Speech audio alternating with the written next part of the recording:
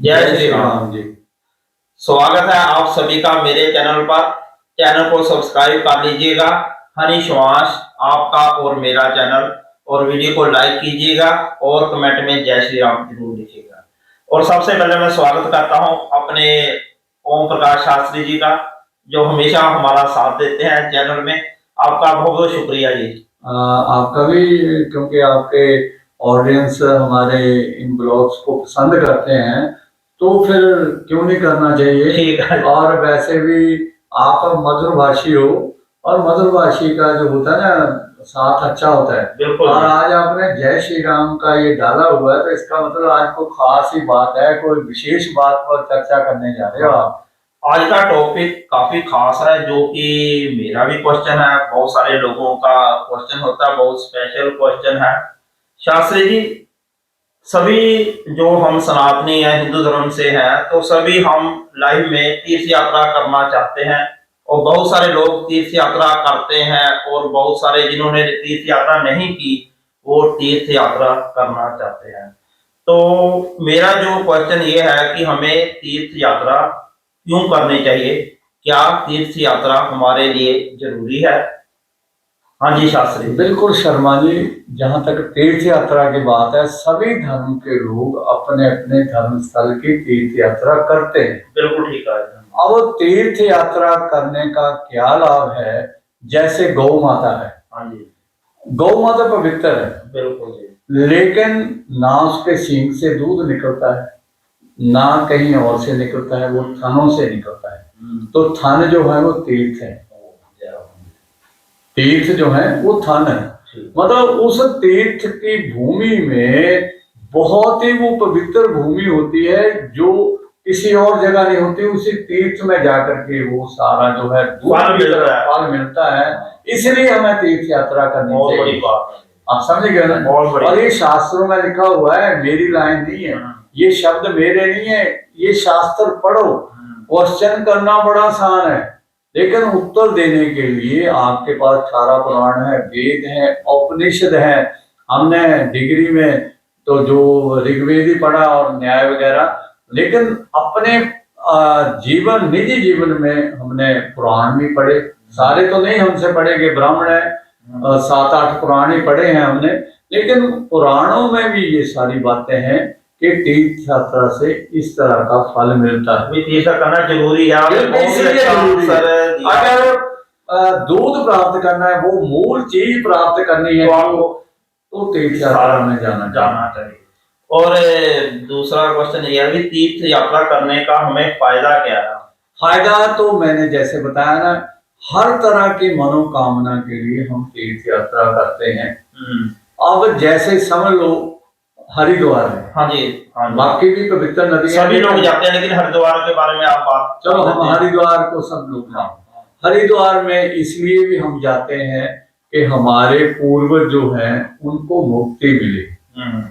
ये गरुड़ पुराण में भी है, स्कंद पुराण में भी है, बाकी में भी है कि हरिद्वार में उनकी जो अवशेष हैं उनको प्रवाहित करने से जितने दिन तक वो समझ लो फूल जो होते हैं, जो होती हैं, उस गंगा नदी में रहे, तो उतने दिन, उतने सालों तक वो पुण्य लोक की प्राप्ति करते हैं, स्वर्ग इत्यादि की। लेकिन मोक्ष प्राप्ति वाले के तो वही रहते हैं ना, ये तो आपके पुण्य के पुण्य।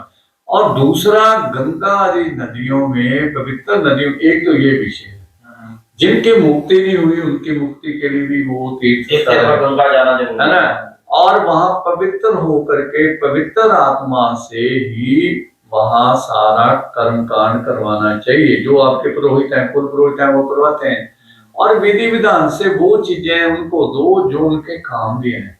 कई बार तो हम ऐसी चीजें ले जाते हैं जैसे फॉर्मेलिटी होती है ना, मतलब पूरा करने के लिए, वो नहीं। तो आपके पूर्वजों को तो मुक्ति मिलेगी, लेकिन हम अगर जीते जी गंगा इत्यादि नदियों में जाते हैं, स्नान करते हैं, तो फिर गंगा माँ जो पहले तो आई है वैकुंठ से स्वर्ग में, और वो लंबी कहानी है, तो वो देखती है कि ये बिना किसी काम से आया मेरे पास। हम 2 बार ऐसे गए। ये तो बड़ी अच्छी बात बताई। इनका कहने का वैसे तो चलो वैसे तो लोग जाते हैं, कुछ बुरा घटना कुछ हो जाते हैं अस्त, है ना। अगर हम खुशी में गंगा स्नान करने जाते हैं तो उसका फायदा बहुत ज्यादा फायदा होता है जी। आप ये देखो, अभी लोगों में ये रुझान हो गया है कि तीर्थ यात्रा करनी, आपने बोला ना, अब लोगों में रुझान हो गया है, वो अलग अलग तीर्थों की यात्रा करते हैं बिना किसी ये कि मेरे उसकी मुक्ति हो जाए उसकी। अब लोग जाने लग पड़ते हैं, कई लोग तो संक्रांति लगाए हुए हैं कि हर संक्रांति को को जाते हैं। अच्छा, ये भी अलग फायदा है थोड़ा, हाँ जो आपने बड़ा, जैसे पूर्णमासी हुई या मकर संक्रांति हुई, संक्रांति हुई, इसका बताइए थोड़ा। नहीं, फिर वो कोई खास फायदा होता है? बिल्कुल, उस समय ग्रह नक्षत्र ऐसे इकट्ठे हो गए होते हैं कि उसका 1000 गुना फल मिलता है। अच्छा जी। अब जैसे कुंभ भी होगा, ठीक तो है। कुंभ के समय तो अमृत प्रकट होता है, जो विशेष नक्षत्र होते हैं, तो लोग उसमें स्नान करते हैं और उसी दिन वहां पर वो अमृत होता है ना। तो इसलिए हम एक बार चले गए, मेरे मित्र भी थे साथ में, उनका परिवार था, तो पुरोहित जी से मिले हम हरिद्वार में। तो कहने लगे, मैंने उनको बताया मैं शास्त्री हूँ, तो आप बताओ शास्त्री जी आज कैसे पधारना हुआ। मैं कहा वैसे दर्शन करने गंगा मैया के, और गंगा मैया के दर्शन करने आए हैं। और पुरोहित जी से कहते, आप बहुत कम लोग हैं जो बिना किसी उत्सव के भी आते। उत्सव मतलब किसी, हाँ, नहीं तो लोग सोचते हैं जब मरना उसकी अस्थियां, नहीं वही तो खास बात है, बिना इसके अब जो जाता है उसको फल ज्यादा मिलता है। और पुरोहित जी बड़े प्रसन्न हुए। फिर हमने पुरोहित जी की जो पूजा अर्चना, अपने अपने आपके पुरोहित होते हैं, उनकी अर्चना करनी होती है, पूजा करनी होती है, तो उससे आपको बहुत ज्यादा जो है पुण्य की प्राप्ति होती है, क्योंकि भगवान विष्णु से संबंधित हैं। तो भगवान विष्णु जो है आपको बहुत पुण्य देने वाले हैं। और जो लोग मोक्ष की इच्छा रखने वाले हैं, हजारों साधु संत कुंभ के समय आए होते हैं, दूसरे पर्वों को इसलिए आते हैं कि इस जीवन का जो हमारा मेन मकसद है, भगवान के लोक की प्राप्ति, वैकुंठ की प्राप्ति। गंगा तो बहुत बड़ा तीर्थ है, और आपने तो जो विशेष दिनों में जाने का उसका ज्यादा खास महत्व है, उसका फायदा भी ज्यादा है, ये आप कहना चाहते हैं? एक रामायण की छुपाई आ गई। हाँ जी, वो दिया है। कथावाचक कहूँ तो रामायण की छुपाई, इससे सुंदर क्या हो सकता है रामायण की छुपाई? रामायण की छुपाई उत्तरकांड के अंतिम छुपाइयों में है। धन्य सो देश जहाँ सुरसरी, सुरसरी कहते, सुर कहते देवताओं, देवताओं की जो नदी है, धन्य सो देश जहाँ सुरसरी, वो देश धन्य है जहाँ गंगा जी बहती है, तो हमारे देश में बहती है। धन्य सो नारी पतिव्रत अनुसरी, वो नारी धन्य है जो पतिव्रत धर्म का पालन करती है।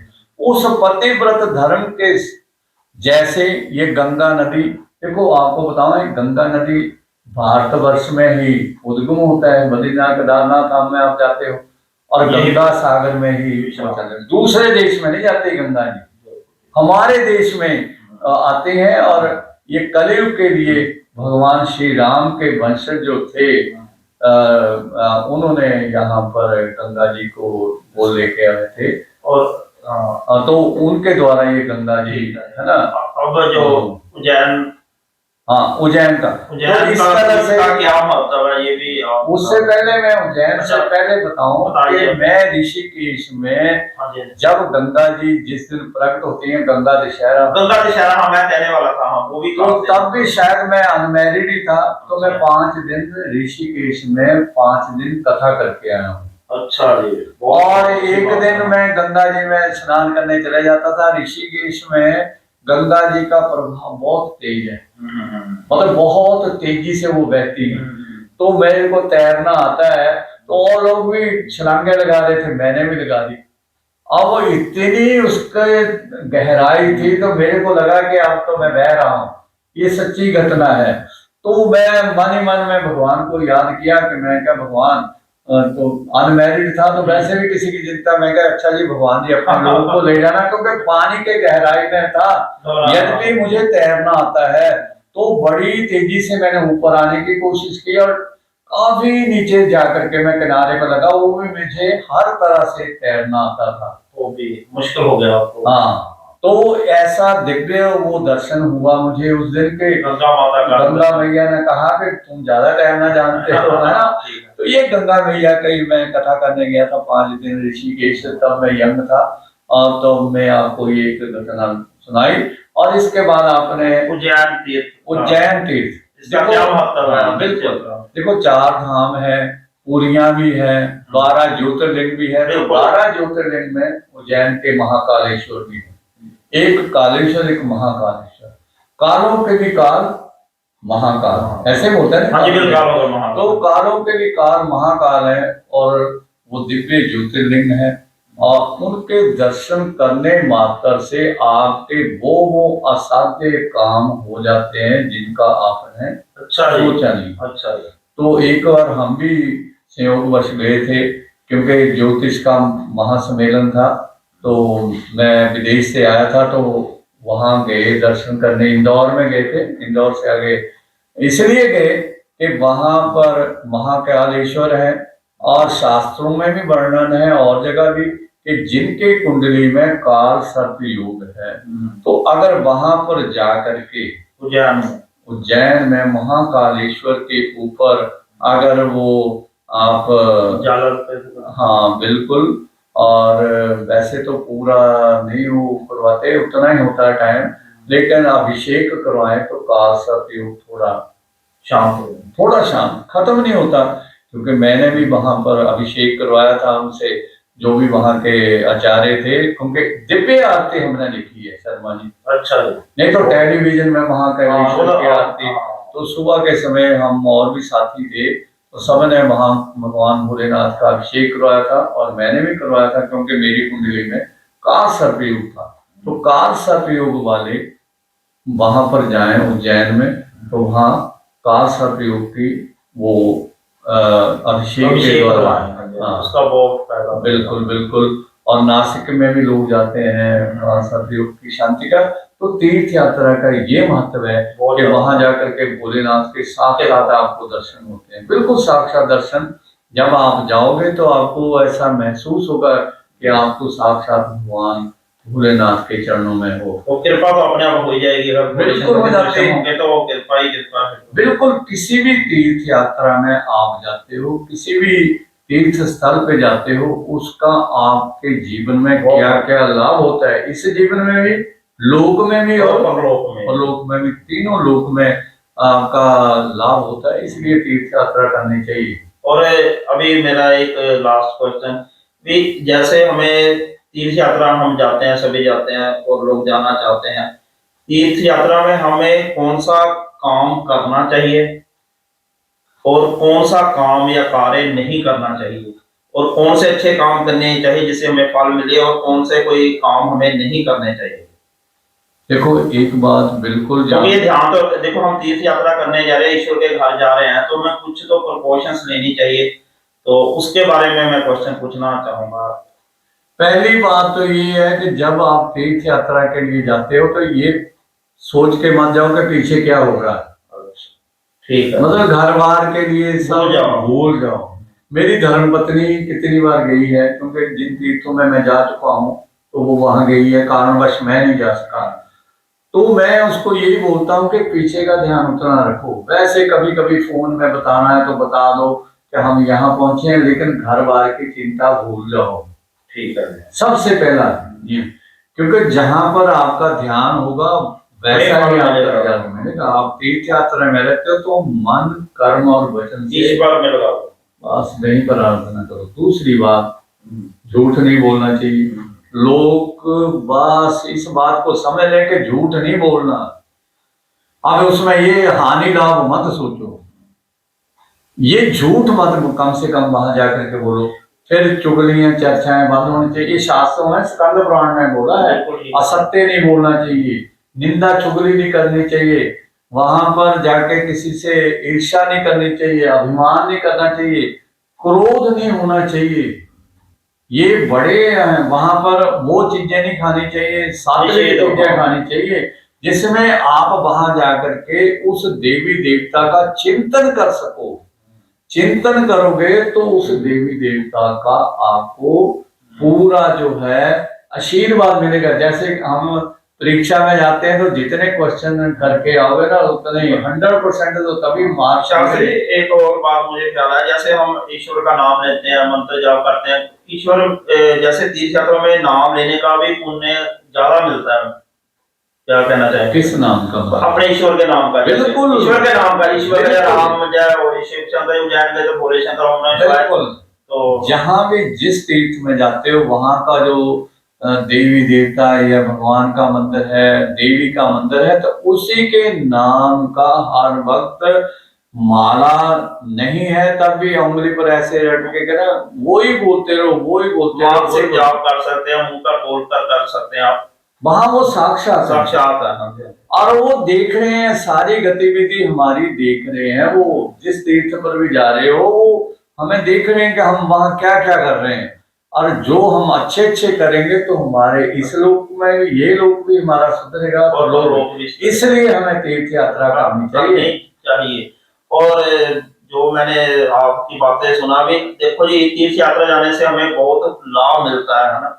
तो अगर हम वहां जाकर नाम लेंगे हमारा पुण्य कर्म बढ़ेंगे, हमें बहुत अच्छा लाभ मिलेगा। कई लोगों को वहां पर, शर्मा जी मैं आपको बता दूं, कई लोगों को उस जगह जा करके ऐसे लगता है कि ये जो व्यक्ति है ये अभी तो हमें ये बता के गया, समझ लो कोई मुश्किल बात थी, हम सोच रहे थे अब क्या होगा, वो बता गया आपका नाम लेकर के कि कुछ नहीं होने वाला शर्मा जी, आप सब ठीक हो जाएगा। बाद में आप देखते हो वो कहाँ गए, क्योंकि आप सच्ची भक्ति कर रहे थे, सच्ची आराधना कर रहे थे। हरिद्वार की एक बार घटना आई थी, कुछ अच्छे घराने की न्यूज़पेपर में आई थी, बड़े कोई 30-40 साल की पहले की बात होगी, विवाह से पहले की बात है।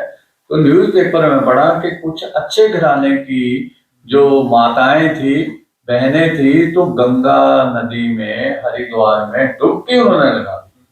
अब वो ऐसे बह चली कि पता नहीं कि कहाँ पहुंच जाना है। अब उन्होंने मन में आया कि अब बह तो रहे हैं, जैसे मैं ऋषिकेश में पानी में बह रहा था तो मैं भगवान को याद कर रहा था, लेकिन किनारे लगे तो यहाँ पे मुझे तैरना आता था, तो उन देवियों को तैरना नहीं आता था, तो कहते कन्हैया सबको बाहर निकालते हो, डूबते हुए को बचाते हो, तो हमें क्यों नहीं बचा रहे? और उन्होंने देखा कि एक 12-13 साल का जो यंग बच्चा है, श्याम रंग का, वो आया, कहते माता घबरा गई, ऐसे घबरा गई, चलो बाहर निकलो। उनको बाहर निकाला और उन्होंने बाहर आकर के ही बात की कि हम वृंदावन जा रहे हैं। अब जिन्होंने हमें बचाया है अब और कोई नहीं हमारा। ये बातें बड़े लोगों से ऐसे प्रसंग हो जाते हैं जो जितनी निष्ठा और आस्था से जाते हैं। बिल्कुल, आप जिस भी तीर्थ को जानते हो, जिस भी जाते हो, ये सच में है, सभी धर्मों के लोग अपने तीर्थ यात्रा करते हैं। वहां जाकर के अगर सच्चे मन से आप करते हो तो आपको भगवान का आशीर्वाद मिलता है, ये निश्चित है। तो करते रहिए तीर्थ यात्रा। और अब हम विदा लेते हैं, चैनल को सब्सक्राइब कर लीजिएगा और बहुत सारे वीडियो आने वाले हैं अच्छे अच्छे जो आपको मिलेंगे, तो बेल आइकन को प्रेस कर लेना। और चलते हैं, विदा लेते हैं। जय श्री राम, नमस्कार, जय श्री राम।